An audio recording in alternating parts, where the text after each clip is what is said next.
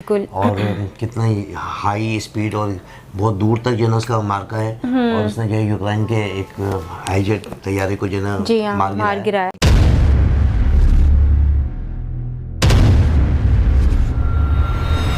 अस्सलाम वालेकुम, नमस्ते, सत श्री अकाल। मैं शादी खान और मेरे साथ मौजूद हैं सिमल शेख। अस्सलाम वालेकुम, नमस्ते, सत श्री अकाल। कैसे हैं आप लोग? उम्मीद करती हूँ खैरियत से होंगे, जहाँ होंगे खुश होंगे, मज़े में बढ़िया होंगे। जी दोस्तों, आज फिर हम आपके सामने मौजूद हैं एक नई वीडियो के रिएक्शन के लिए। इससे पहले कि रिएक्शन स्टार्ट करें, बहुत शुक्रिया आपका कि आप हमारे चैनल को लाइक करते हैं, सब्सक्राइब करते हैं और कमेंट्स भेजते हैं। बहुत ही शुक्रिया आपका, चाहत का, मोहब्बत का।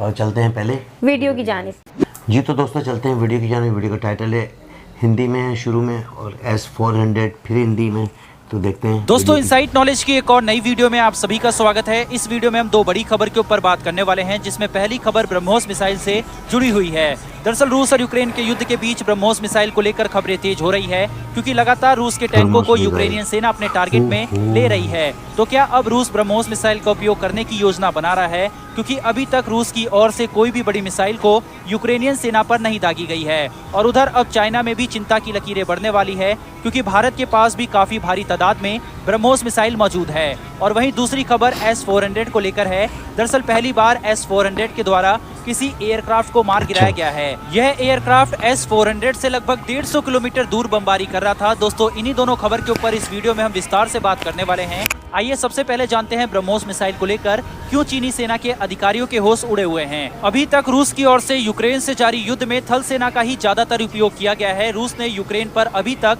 कोई भी घातक मिसाइल नहीं दागी है, लेकिन दूसरी ओर से रूस के टैंकों की भारी मात्रा देखी जा रही है। लेकिन अमेरिका के द्वारा दिए गए एंटी टैंक मिसाइलों से यूक्रेनियन सेना रूस के टैंकों को लगातार तबाह कर रही है। वहीं रूस के टैंकों से जितनी उम्मीदें थी वह उन पैरामीटर्स पर उपयुक्त नजर नहीं आ रहे, जिसके चलते अब विशेषज्ञों का कहना है कि रूस आने वाले कुछ ही दिनों में यूक्रेन पर बड़े हमले करने वाला है। रूस के पास बहुत सी मिसाइलें हैं, लेकिन भारत और रूस के जॉइंट ऑपरेशन से बनाई गई ब्रह्मोस मिसाइल की चर्चा इस समय सबसे ज्यादा है, क्योंकि इसका उपयोग का मतलब है कि टारगेट को पूरी तरह से तबाह कर देना। उधर जैसे ही रूस में ब्रह्मोस मिसाइलों को लेकर खबरें तेज हो रही है, तो चीन में भी खलबली ना पैदा हो, ऐसा हो ही नहीं सकता। दरअसल Chinese academy of military science ने भारत की ब्रह्मोस मिसाइल को लेकर एक बार फिर से चिंता जाहिर कर दी है। Chinese academy of military science का कहना है कि उनके पास ब्रह्मोस मिसाइल के खिलाफ रणनीति सेट करने का कोई उपयुक्त ऑप्शन नहीं है। इतना ही नहीं, चीनी थिंक टैंकों ने यह भी कहा है कि किसी देश की सीमा में घुसकर युद्ध करना बहुत मुश्किल होता है।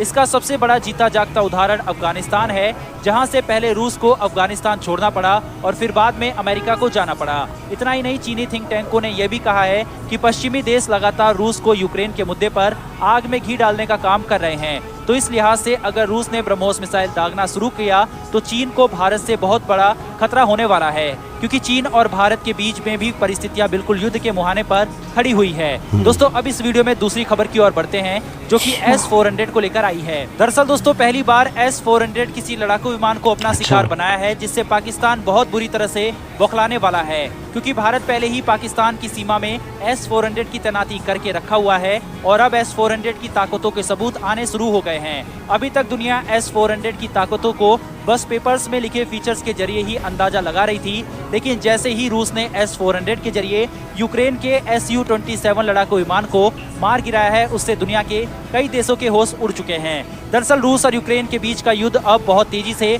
बढ़ता जा रहा है। यूक्रेन रूस को रोकने के लिए अपने लड़ाकू विमानों और ड्रोन के जरिए रूसी सेना पर बम बरसा रहे हैं, लेकिन उधर यूक्रेन का Su-27 लड़ाकू विमान रूस की सेना पर बम गिराने के लिए रूसी सेना के काफिले के इतना नजदीक पहुंच गया था कि रूस के द्वारा तैनात किए गए S400 ने उसे ट्रैक कर लिया। जहां पर रूस ने S400 तैनात कर रखा था, वहां से लगभग 150 किलोमीटर दूर यह आसमान में यूक्रेन का फाइटर जेट बम बरसा रहा था। लेकिन जैसे ही ये S400 के रडार में आया, S400 इस पर टारगेट लॉक किया और इसको तबाह करने के लिए मिसाइल दाग दी, जिसके चलते Su-27 यूक्रेनी लड़ाकू विमान आसमान में क्रैश हो गया। यूक्रेन की तरफ से ये लड़ाकू विमान को ऑपरेट करने वाला पायलट को यूक्रेन का हीरो माना जाता था। यूक्रेन के इस लड़ाकू विमान को ऑपरेट करने वाले पायलट का नाम ग्रे वॉल्फ था, जिनकी अब इस हमले में मौत हो चुकी है। आपको बता दें, लड़ाकू विमान को मार गिराने में जिस मिसाइल का उपयोग किया गया था वो 46N थी, जिसकी रेंज 250 किलोमीटर थी। अगर भारतीय S400 की रेंज की बात करें तो इसमें 4 तरीके की मिसाइल लगाई गई है,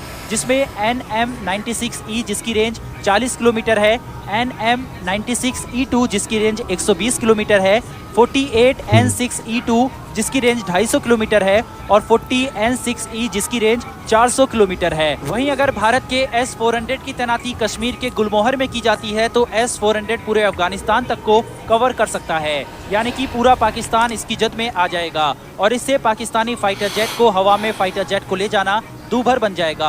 आपको बता दें, रूस से भारत को S-400 की अभी तक केवल एक ही यूनिट मिल पाई है और अभी 4 यूनिट आना बाकी है, तो इस लिहाज से भारत S-400 की तैनाती 5 स्क्वाड्रन में करने वाला है। फिलहाल दोस्तों इस वीडियो में इतना ही, लेकिन S-400 और ब्रह्मोस की ताकत के लिए और भारत और रूस की दोस्ती के लिए कमेंट बॉक्स में जय हिंद तो बनता है। फिर मिलेंगे ऐसी एक नई वीडियो के साथ। धन्यवाद, जय हिंद।